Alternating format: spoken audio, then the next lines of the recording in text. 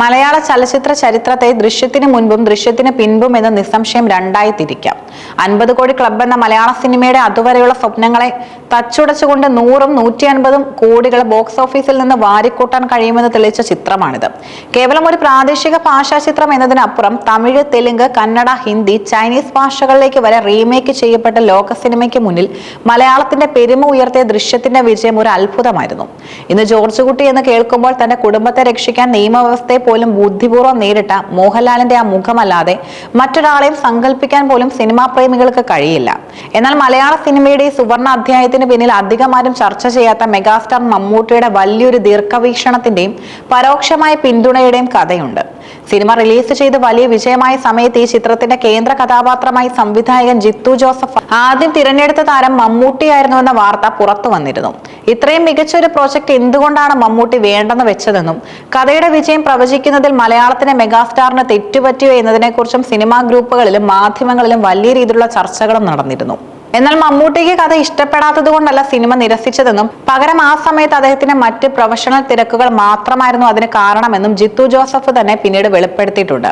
മമ്മൂട്ടിക്ക് ദൃശ്യത്തിന്റെ കഥ ഇഷ്ടപ്പെടാഞ്ഞിട്ടല്ല, ഞാൻ ആദ്യമായി കഥ പറഞ്ഞപ്പോൾ അദ്ദേഹം വളരെ സന്തോഷവാനായിരുന്നു, കഥ ഗംഭീരമാണെന്ന് അദ്ദേഹം പറഞ്ഞു. എന്നാൽ ആ സമയത്ത് അദ്ദേഹം ഒരു അച്ഛനായും കുടുംബനാഥനായും അഭിനയിക്കുന്ന 4-5 ചിത്രങ്ങൾ ഇതിനോടകം തന്നെ ഒപ്പുവെച്ചിട്ടുണ്ടായിരുന്നു. ഒരേ പാറ്റേണിലുള്ള സിനിമകൾ തുടർച്ചയായി ചെയ്യാൻ താല്പര്യമില്ലാത്തതിനാൽ ഒന്നെങ്കിൽ 1.5 അല്ലെങ്കിൽ 2 വർഷം കാത്തിരിക്കാനോ അല്ലെങ്കിൽ ഈ പ്രൊജക്റ്റുമായി മറ്റാരെങ്കിലും വെച്ച് മുന്നോട്ട് പോകാനുമാണ് അദ്ദേഹം എന്നോട് നിർദ്ദേശിച്ചത്. താൻ കാരണം ഒരു നല്ല പ്രൊജക്ട് വെച്ച് താമസിപ്പിക്കരുതെന്ന മമ്മൂട്ടിയുടെ ആ വിശാല മനസ്കതയാണ് പിന്നീട് മോഹൻലാൽ എന്ന നടന വിസ്മയത്തിലേക്ക് ഈ കഥാപാത്രത്തെ എത്തിച്ചത്. മോഹൻലാൽ ജോർജ് കുട്ടിയെ തന്റെ തനത് ശൈലിയിലൂടെ അനശ്വരമാക്കുകയും ചെയ്തു. ജോർജ് കുട്ടിയായി മോഹൻലാൽ എത്തിയെങ്കിലും സിനിമയുടെ കാസ്റ്റിംഗ് സമയത്ത് മമ്മൂട്ടി നൽകിയ പിന്തുണ ചെറുതല്ല. ജോർജ് കുട്ടിയുടെ ഭാര്യയായ റാണിയുടെ വേഷം ചെയ്യാൻ നടി മീനയ്ക്ക് ധൈര്യം നൽകിയത് മമ്മൂട്ടിയായിരുന്നു. മമ്മൂട്ടിയോടൊപ്പം ഒരു സിനിമയിൽ അഭിനയിച്ചുകൊണ്ടിരിക്കുമ്പോഴാണ് മീനയോട് ജിത്തു ജോസഫ് ദൃശ്യത്തിന്റെ കഥ പറയുന്നത്. ആ സമയത്ത് ആ സിനിമ മീന തീർച്ചയായും ചെയ്യേണ്ട ഒന്നാണെന്ന് പറഞ്ഞ് പ്രോത്സാഹിപ്പിച്ചത് മമ്മൂട്ടിയായിരുന്നുവെന്ന് മീന തന്നെ അടുത്തിടെ ആശീർവാദ് സിനിമ സംഘടിപ്പിച്ച ഒരു ചടങ്ങിൽ വെളിപ്പെടുത്തുകയുണ്ടായി. ദൃശ്യം സിനിമയിലേക്ക് എന്നെ ആദ്യമായി ക്ഷണിച്ചപ്പോൾ ഞാൻ വേണ്ടെന്ന് വെക്കുകയാണ് ചെയ്തത്. എത്ര വലിയ വിഡ്ഢിത്തരമായിരുന്നു അതെന്ന് ഞാനിപ്പോൾ ഓർക്കുന്നു. എന്റെ മകൾക്ക് അന്ന് 2 വയസ്സ് മാത്രമായിരുന്നു പ്രായം. കുഞ്ഞിനെ തനിച്ചാക്കി ഷൂട്ടിങ്ങിന് പോകാൻ കഴിയില്ലെന്ന വിഷമം കൊണ്ടാണ് ഞാൻ വേണ്ടെന്ന് പറഞ്ഞത്. തിരക്കഥയും കഥാപാത്രം മികച്ചതാണെങ്കിലും മകളുടെ കാര്യമോർത്ത് വരാൻ കഴിയില്ലെന്ന് ഞാൻ പ്രൊഡ്യൂസർ ആന്റണി പെരുമ്പാവൂരിനോട് പറഞ്ഞു. ജിത്തു എന്നെ കാണാൻ വരുന്നതിന് മുൻപ് തന്നെ മമ്മൂക്ക എന്നോട് ഈ സിനിമയെ കുറിച്ച് പറഞ്ഞിരുന്നു. അതൊരു നല്ല കഥാപാത്രമാണ്, നിനക്ക് നന്നായി ചേരും, ജിത്തു കഥ പറയാൻ വരും എന്ന് മമ്മൂക്ക പറയുകയുണ്ടായി. എല്ലാം കേട്ടപ്പോഴും എനിക്ക് ആശയക്കുഴപ്പമായിരുന്നു. അതുവരെ ചെയ്ത സിനിമകൾക്കെല്ലാം ഞാൻ എന്റെ പരമാവധി നൽകിയിരുന്നു. എന്നാൽ ഇപ്പോൾ എനിക്കൊരു മകളുണ്ട്.